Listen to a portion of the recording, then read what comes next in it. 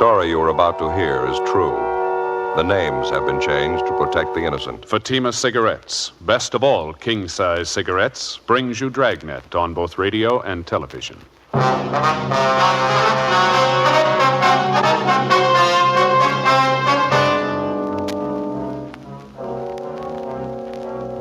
You're a detective sergeant. You're assigned to homicide detail. A woman is found dying in a vacant lot. Her identity unknown. Your job? Investigate. Compare Fatima with any other king-size cigarette. Yes, compare Fatima with any other king-size cigarette. 1. Fatima's length filters the smoke 85 millimeters for your protection. 2. Fatima's length cools the smoke for your protection. 3. Fatima's length gives you those extra puffs, 21% longer than standard cigarette size. Fatima gives you more for your money. And in king-size Fatima, you get an extra mild and soothing smoke, plus the added protection of Fatima quality. Buy Fatima in the bright, sunny yellow pack.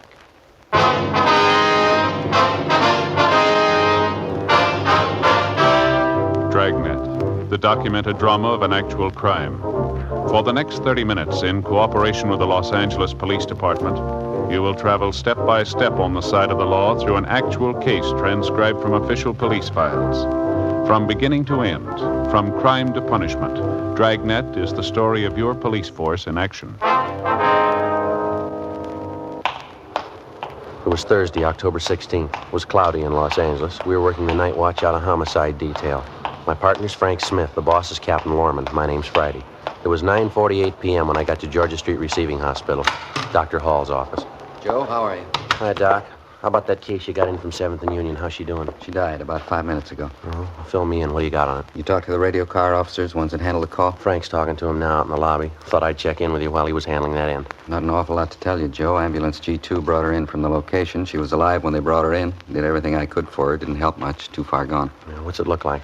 Chloroform poisoning. Pretty obvious. Probably self-administered. Looks like that anyway. She didn't last long. It's a little unusual, huh? Chloroform? Yeah. Under the circumstances, it sure is. Anything else? How do you mean? Well, any probable causes? Any marks on her? No, a little scratch on her wrist. That's about all. Where you got her now? Can we look at her? Yeah, bag number 3. Come on. All right. Ed Barrett called us, asked us for help. It's a rough night, huh? Yeah. Traffic went crazy tonight. Dozen cases in the last 2 hours. Couple of homicides, too. Busy night. You got the weekend coming up, huh? Yeah, not looking forward to it. Here we go. Over here. Yeah, chloroform sure hangs on, doesn't it? It's sure strong. Notice the burns around her mouth, the nose, discoloration. Well, who is she? Any idea? We got her down as Jane Doe. You're going to have to take it from there. Understand the radio car officers couldn't identify her. Apparently pretty well off, huh? Nice clothes. Seems to be well kept. I'd say so. Expensive jewelry there. The rings, wristwatch. A little strange for a probable suicide, isn't it? Looks like she took good care of herself. Hair all done up, fingernails. About how old, would you say? Not more than 35. Just about that. Here's the chart on her. Mm-hmm. Time arrival, 9:38 p.m. from southwest corner, 7th and Union, vacant lot. Reason for call, possible drunk woman down. Jane Doe, number 4. Mm-hmm. Female, Caucasian, approximate age 35. Weight 128 1/4. Height 5'4". Brown hair, hazel eyes. Listed as Nordic descent. Probable suicide. That's it. Okay, Doc, thanks. I better look up Frank, see what he's got, huh? Okay. Haven't notified the coroner yet. You fellas want to take care of that? Yeah, sure, we'll call him. About all we can do unless we find some relatives to notify, huh? Joe? Yeah, Frank. Oh, hi, Doc. How are you? Frank, looks like you're losing weight. Yeah, 4 pounds in 2 weeks. Not too bad for me, anyway. What'd you get, Joe? Chloroform poisoning, probable suicide. Find out who she is? I gotta get back to my office. If there's anything I can help you with, come on back. Right, Doc. Thanks very much. Okay. How about it? Any identification? No, I talked to the fellas that took the call. Unit 182 was routine call. 390W down. They couldn't find out who put the call in. Said they found her in a vacant lot lying over against the side of the building. Yeah. They said she looked like she'd been drinking, then they got a whiff of the chloroform. And they found this empty container by her side. Here. Yeah. It ties in, They huh? were careful handling it. Anything else? Well, while they're waiting for the ambulance, they talked to some of the people in the neighborhood. They couldn't tell them anything about the woman. The building they found her next to is a vacant store. No identification on her at all, huh? No, nothing. No purse or wallet. I checked missing persons. No one of her description reported. Fellows who handled the call said they went over her clothing. No marks of identification. Better notify Leighton Prince, huh? Maybe they can identify her. Already called him, Joe. Looks like probable suicide. Sure, a new twist, though. Chloroform route. It doesn't figure, does it? What do you think? I don't know. No violence committed on the body, no indication of robbery. She had a wristwatch on, rings, too. Wouldn't figure anyway. Chloroform angle. Yeah. No other physical evidence out there, huh? I mean, besides the chloroform container? Nothing else besides a handkerchief. Yeah, a plain white handkerchief, chloroform on it. They found it next to the body. It's the only thing that doesn't fit 100%. What do you mean? It's a man's handkerchief. 10:25 p.m. Frank and I took the dead woman's clothing, the handkerchief, and the almost empty container of chloroform and drove back downtown to the office.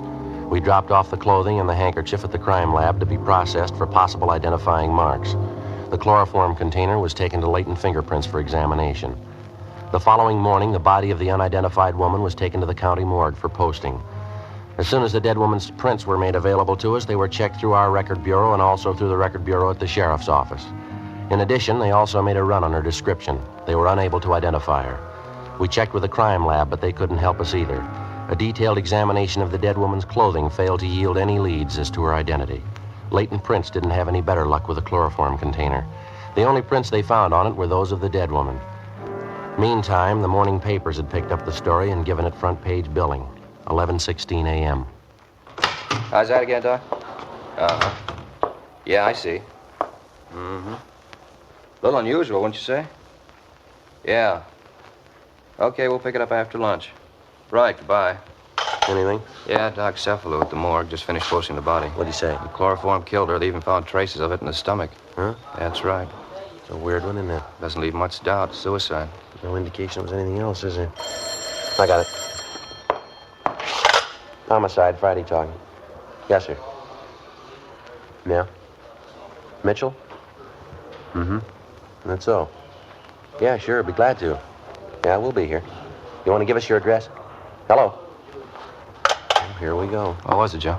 Somebody by the name of James Mitchell. He's on his way down to see us, wants to talk to us about the dead woman. Yeah? He says he killed her. 11:50 a.m.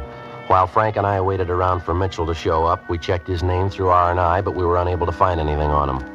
A few minutes before 1 p.m., a short, blonde-haired man in a blue serge suit entered the squad room and asked for us. He introduced himself as James Mitchell. Frank and I took him to the interrogation room where we started to question him. He told us he was a steel worker by trade, currently unemployed. He said he was originally from Alabama, that he'd been in California for approximately 2 years. After that, he lapsed into silence. We tried to question him about the dead woman, but we made little headway. The only admission we could get from him was that he killed the woman. Outside of that, he refused to say anything. Now, how about it, Mitchell? What's the trouble? You called us, volunteered a confession. You said you killed the woman. You wanted to tell us a story. Now, why don't you answer our questions? Jim, how about it? Aren't you feeling well? You want us to call a doctor? Jim? You're not giving us much of an out, mister. You volunteered to make yourself a suspect in this thing. You say you killed the woman. Now, why don't you answer the questions? We can't keep this up forever. You ought to know that. You haven't answered a question almost an hour now. Look, if you're not going to talk, Jim, there's only one thing we can do. We're going to have to book you. Mitchell? Is that what you want? Go ahead and book me. I killed her. Go on, book me. Well, why can't you tell us the story? Now, you admit you killed the woman. Why won't you tell us about it? Why should I? I killed her. That's all you have to know. You said on the phone you'd tell us the whole story, didn't you? Now, what made you change your mind? You got the story. I killed her. All there is to it. You know better than that, Mitchell. You know the woman very well? No, not very well. What was her name? Mary. Mary what? Mary, that's all. I met her in a bar. I didn't know her well. I killed her. That's all you got to know. I had to. Why'd you have to, Jim? I don't have to tell you. I had a reason. Good reason. Robbery? I don't have to say. You have a fight with her? Lover's quarrel? Maybe. What's the difference? Well, this bar where you met Mary, that in downtown L.A., was it? Yeah, it's downtown. She had it coming. I'm glad I did it. Not worth much, huh? She was when I met her. Well, what happened? She go off the deep end? Guess so. What's the difference? She's dead. But why'd you turn yourself in, Jim? Figure you couldn't beat her? Maybe. How do you mean? I could have stayed out of your way if I wanted to. For a while, anyway. I didn't want to. Why not, Jim? Good reason. I'm glad I killed her. She had it coming. Now go ahead and do what you want. I know what the rap is. I'll pay for it. Well, if you're willing to take the rap, Jim, why not tell us the whole story, huh? You got the story. I killed her. That's all you need. Don't you want to brief us in on the details? How it happened, how it came about? Might be extenuating circumstances. You can't tell. Well, how you mean? Different things that might throw a new slant on the case. Court's not going to hand down a decision until they get the whole story. You mean about Mary? I'll never tell him about her. Lousy things she did to me. Never tell anybody about it. Must have been pretty bad, huh? I mean, the way you took it out on her. She was rotten. All the way through. I had to kill her. Well, what happened with the chloroform, Jim? Didn't it work fast enough for you? Chloroform? Yeah, uh-huh. Didn't it react on her fast enough for you? No, it didn't. I hated her. Yeah, I guess you did. Must have had quite a scrap with her. Struggled quite a bit, didn't you? Yeah, she fought me all the way. I got her, though. I hated her. Out of my mind, I hated her so much. Well, we've been trying to figure it out, Jim. What'd you hit her with? I mean, around the head and on the neck. What'd you use? Piece of metal? Yeah, angle iron. Uh-huh. Kind of lost my head. I kept beating her. She tried to scream, but I had my hand over her mouth, and then she fell down. She didn't make a sound after that. I see. Well, how come you took her jewelry? I mean, if you just wanted to kill her, how is it you took all her valuables, too? Jim? How about it, Mitchell? Well, I don't know. Spur of the moment, I guess. I took them, but I didn't keep them. I threw them away. I don't remember where. I'm glad it's over. All right, Jim. Now, what's this all about? You didn't kill that woman. You know that as well as we do. Well, what are you talking about? Of course I killed her. She's dead, ain't she? How many times do I have to admit it? The woman had one mark in her body, Mitchell, a small scratch on the wrist. Huh? Not a single wound on the head, none on the neck either. Well, I killed her. That's all you got to know, not saying anything else. All the woman's valuables weren't taken either, Jim. She was found with a couple of rings on her hands, an expensive watch, a bracelet, too. Now, come on, Jim. What's the angle here? You can't prove I didn't do it. You can't prove that. I think we can. Now, why can't you just take my word for it? It's the queerest setup I ever saw. I'm willing to admit I killed her, and you won't believe me. What kind of cops are you, anyway? Where'd you spend last night, Jim? Where were you? I don't know. I don't remember. You remember. Now, how about it? It's the queerest setup I ever saw. Whole town. You wouldn't believe it. Yeah? Look, I come here from Alabama. I told you that. I've been here for 22 months. A long time. It's almost 2 years. Mm-hmm. Queerest town I ever saw. Thousands of people all over. Millions of them. People all around you, all over the place, everywhere you go. I didn't know any of them. Not of one. They didn't know me. 22 months. Couldn't get to know nobody. I still don't. They don't know me either. Yeah. Tried to get acquainted. Just seemed I never could. Nobody knew me. Nobody cared. They didn't even know who I was. Well, what kind of town is that? 22 months right here. They don't even know who I am. Nobody knows. Living alone, you just get sick of it. Get sick and tired of it. That's what brought all this on, huh? Well, I mean, at least they'll notice me. They'll know I'm here. I killed a woman. They'll know who I am now. You ever spend any time in a hospital, Mitchell? Institution? Now, what'd you have to ask that for? Just 'cause I want to know people, want to notice me? That doesn't make me crazy. Can't be alone all the time. You got to have somebody notice you. Were you ever in an institution, Jim? Just once, only a couple of months. It wasn't anything. Look, can't you just forget what I said? I mean, I told you I killed the woman. The papers are going to be out pretty soon, pictures and things, probably a big write-up. Yeah. Well, can't we let it go at that? I killed her. Just forget the rest? No, I'm afraid not. Why not? We'll just make out it's that way. People get to know me anyway. At least they'll know I'm around. I won't be alone. There's no use worrying, Jim. Huh? You won't be alone anymore. 1:38 p.m. We continued to question the self-accused suspect, James Mitchell, and he finally told us that he'd been confined for a period of 18 months in a state mental hospital in Alabama. That had been more than 3 years before. The questioning also left no doubt in our mind that Mitchell had nothing at all to do with the death of the unidentified woman. A sister of Mitchell's living in Alabama was contacted, and she agreed to come out west as soon as possible to look after her brother. In the meantime, he was delivered to the care of psychiatrists at the county hospital. The incident of a man confessing guilt of a crime of which he's wholly innocent certainly wasn't anything new. Like police officers all over the country, all over the world, we've come to accept it as almost a routine part of a criminal investigation. Most of the time, the would-be criminal's suffering with mental trouble. Sometimes it's a thirst for notoriety. In any event, they all have to be checked, every one of them. It means time, trouble, and money. Hours of cautious interrogation. More hours of checking stories that have basis only in the imagination of a sick mind. They slow the investigation, they waste hundreds of man-hours, but like anonymous leads or would-be witnesses, they can't be ignored. It's part of the job. Saturday, October 18th, the newspapers continued to cooperate by giving us front-page space to the story of the unidentified woman. Joe? Yeah, how'd you do? Nothing. Identification wasn't even close. How about Brian and Lopez? What'd they do on that call of theirs? Well, they're over at the morgue now with a boy, 16-year-old. Kid was pretty wrought up when he came in. Well, we sure had a parade of them. All last night, all this morning. Well, it doesn't hurt our chances any. The more, the better. I suppose so. Not gonna make much headway if we can't identify her. Any answers on the all points we got out on it? Yeah, 4 of them. They all been checked. Nothing. Chewing gum, Joe? New kind, tangerine flavor. No, no thanks. How about that check of the hospitals around town? Anything show up there yet? No, not so far. The scar on the woman's leg was from an operation, all right. Doc figures it might not have been done in a hospital, though. It was a minor operation. Could have been done in a doctor's office, maybe. That'd stop it, sure. Tough enough checking hospitals for a record of the operation. Next to impossible to check every doctor in town for it. Well, even then we could miss. Don't know where the woman's from. She could have had the operation done anywhere. I'll get it. Homicide, Friday talking. Yeah, Tom. I know. You did? That's so. Yeah, okay, fine. You bet. Thanks, Tom. It was Brian. He and Lopi are driving that boy over to Georgia Street, the 16-year-old. What happened? Well, they took the boy to the morgue. They showed him the body, asked him if he recognized it. What's he say? It's his mother. 2:05 p.m. Frank and I left the office and drove over to Georgia Street Receiving Hospital. The 16-year-old boy who had identified the dead woman as his mother was being treated for shock and hysteria. The youngster told Brian and Lopez that his name was Arnold Hopkins and that he'd been living with his mother at a Norwood Street address. After he was given a sedative and recovered himself a bit, the boy was driven to the home of his aunt and uncle out near Barnesdale Park. That night, Frank and I called on the boy and found him sufficiently recovered to answer a few questions. He confirmed his identity of the body he'd viewed that afternoon as that of his mother, Mrs. Jeanette Hopkins. He said he was an only child and that his father was dead. He told us his mother had been working for the past 6 years as coast representative for an Eastern cosmetics firm. We asked him what had happened the night his mother disappeared. The phone just rang about, when we were finishing dinner. About 8 o'clock, maybe quarter after. Well, when Ma hung up, she said something important come up. She had to go out to see somebody. She said she had to see him right away. She got her coat and left. It's the last time I saw her.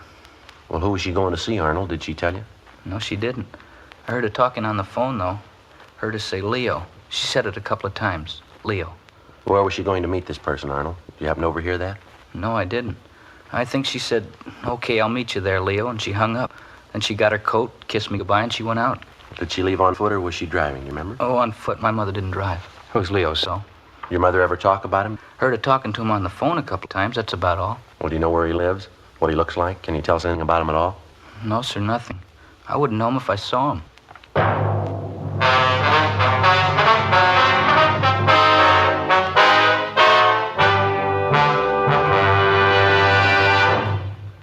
You are listening to Dragnet, authentic stories of your police force in action. The only way you can prove to yourself that Fatima is the best of all king-size cigarettes is to compare them with the brand you've been smoking. Yes, compare Fatima with any other king-size cigarette. 1.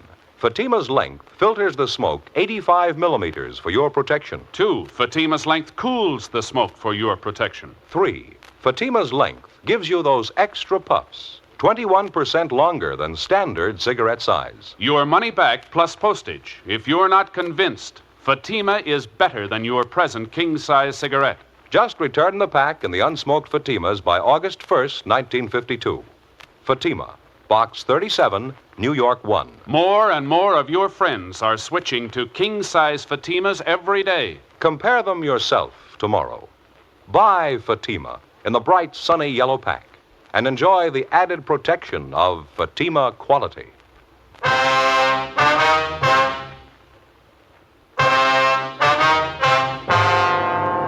Saturday, October 18th, 8:30 p.m. Frank Smith and I continued interviewing the dead woman's son, 16-year-old Arnold Hopkins. The big lead pointed in the direction of the man known as Leo, who telephoned Mrs. Hopkins Thursday night, little more than an hour before she died, and made an appointment to meet her. It was a good lead, but it didn't go too far. All the boy could tell us was that the man's name was Leo. He'd heard his mother address a man by that name on the telephone several times, but that was the extent of it. He didn't know Leo's last name. He didn't know where he lived. He had no idea where his mother was to meet the man the night she died. We talked to the boy's aunt and uncle, the dead woman's brother and sister-in-law, but they couldn't help us either. Frank Smith and I obtained a list of all of Mrs. Hopkins' friends and business associates known to the son and the aunt and the uncle. We spent the rest of the weekend checking with them. Most of them gave us pretty much the same story. Mrs. Hopkins was well-liked and well-respected, both in her business and private life. She was devoted to her teenage son. She didn't drink, and socially her behavior was beyond question. She attended church regularly. She was active in several women's clubs engaged in social and religious work. None of the people we talked to could think of any reason that she would want to end her own life. All of them denied any knowledge of the man known as Leo.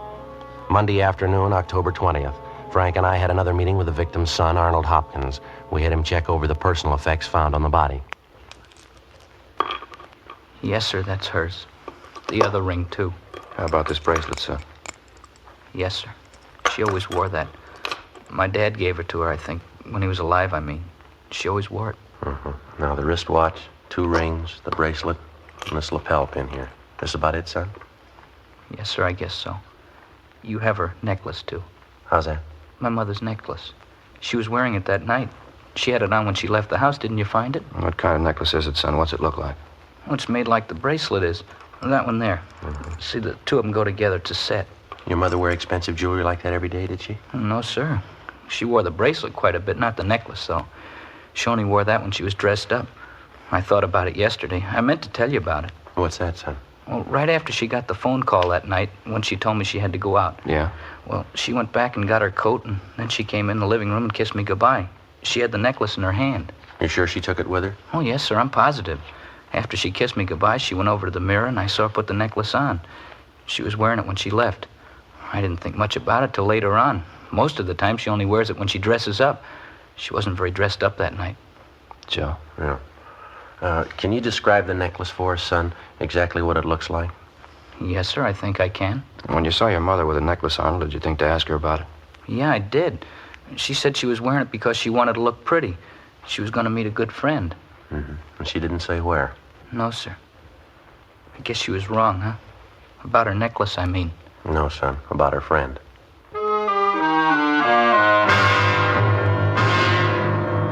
Monday, 3:18 p.m. We got a description of the necklace from the Hopkins boy, confirmed it with his aunt and uncle, and then we double-checked it at the jeweler's, where it had been purchased. After that, we contacted the pawn shop detail and burglary division. The necklace and its description was put on the stolen property list, and copies were sent to second-hand jewelry stores and pawn shops throughout the area. We also got out a broadcast and an APB on it. 4:15 the following afternoon, we got a reply from the San Diego Police Department. A pawn shop owner down there had reported taking in the necklace the Friday before, which matched the description of the one we were looking for. The man who pawned the necklace listed his name in the pawn shop's buy book as Raymond Butler. San Diego officers had checked out the home address that he'd given. It was a vacant lot. The necklace was sent back to Los Angeles, where it was identified as Mrs. Hopkins. The description of the man who'd pawned the necklace was forwarded from San Diego together with a photostatic copy of the suspect's signature, and we got out an all-points bulletin on him. 2 days passed. Nothing. Along with Brian and Lopez, we continued checking all public places in the general area where the body of Mrs. Hopkins had been found. You got anything, Frank? Talked to a man by the name of Wagner, Joe. He told me she used to do a lot of traveling, business trips, most of them to San Diego. Wagner says he heard she had a boyfriend down there, a tall, dark-haired fella. That's all, no name. I get it. Homicide Friday. What? Oh, yeah, Lopey. Where? Checks out, does it? Yeah, that's good. Fine. Okay, thanks, Lopey. Yeah, right away. Anything, Joe? Lopez, he and Brian just checked a bar out in the neighborhood where the body was found. They talked to the bartender in the place, showed him the description of the man who pawned the necklace. Bartender says he knows the man. You sure? Pretty sure.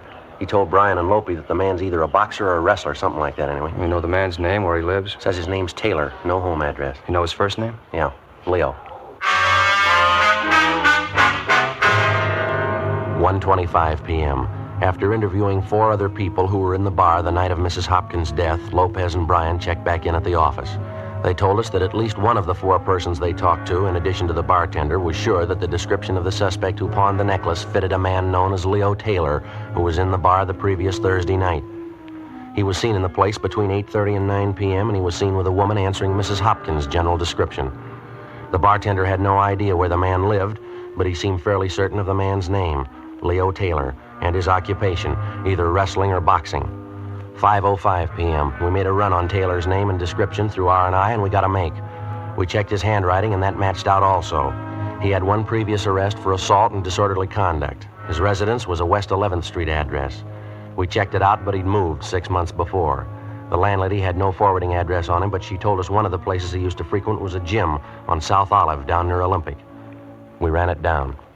How about it? All right, come on. I'm getting tired of punching the bag. Come on. I checked with a fellow in the office over there, Joe. Says the man we once taking a shower back there, locker room. All right. Take a lift. Attaboy. Sure. In here? Yeah. Go ahead. Yeah. Hey, excuse me. Your name Leo Taylor? How's that? I said, are you Leo Taylor? Yeah, that's right. What is it? Police officers would like to talk to you. Oh, I'm taking a shower right now. You want to wait a while? Well, keep, Taylor. We want to talk to you now. All right. All right, what's the rush? What's it all about? I want to talk to you downtown. What do you want me downtown for? A routine check. Like to ask you a few questions. About what? Jeanette Hopkins? That's so? What about her? When's the last time you saw the woman, Taylor? I don't know. A couple of months ago. At least that. Why? We can talk about it downtown.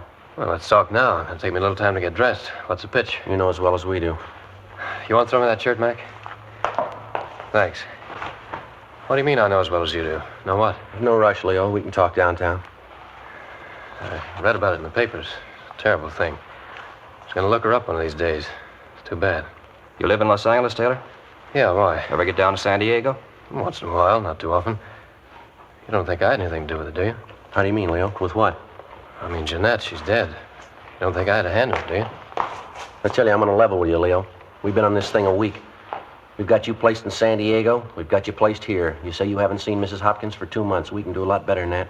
You were with her in San Diego 2 weeks ago. You were drinking with her in a bar out there last Thursday night. You were with her 20 minutes before she died. We got all we need, Leo. Got my coat there, the gray one? Check the pockets, Frank. Yeah. Gonna take a lot of proof. I guess you know that. Gonna take a lot of it. We got it. You better have. Let's see. Keys, wallet, comb. Yeah. Okay, let's go. No, just a minute, Leo. Yeah? Pawn ticket here. You forgot it.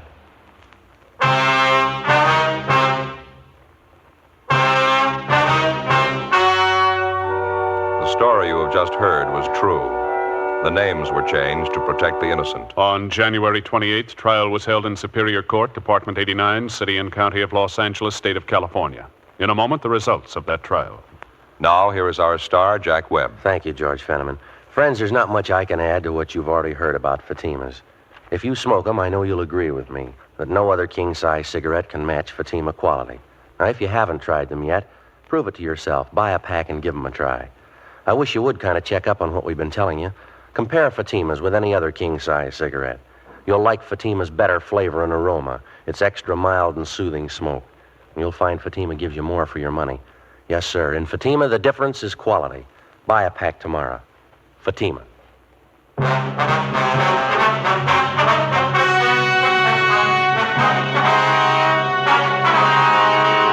When confronted with the evidence and testimony against him, Leo Francis Taylor broke down and confessed to the murder of Mrs. Jeanette Hopkins. She'd been paying blackmail to Taylor in order to keep their affair secret, but a month before her death, she refused to pay him any more.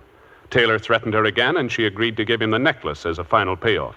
At their meeting, Taylor demanded cash. His victim threatened him with arrest, and he administered the chloroform. Taylor was tried and found guilty of first-degree murder and was sentenced to a life term in the state penitentiary.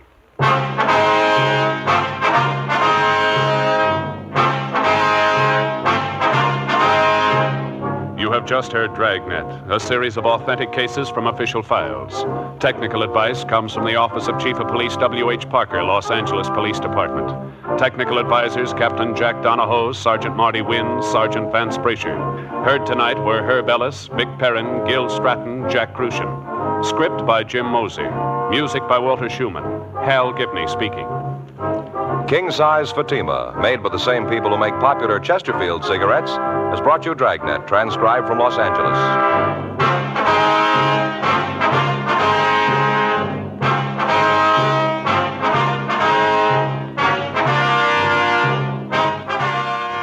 Each Thursday night, it's Counter Spy on NBC.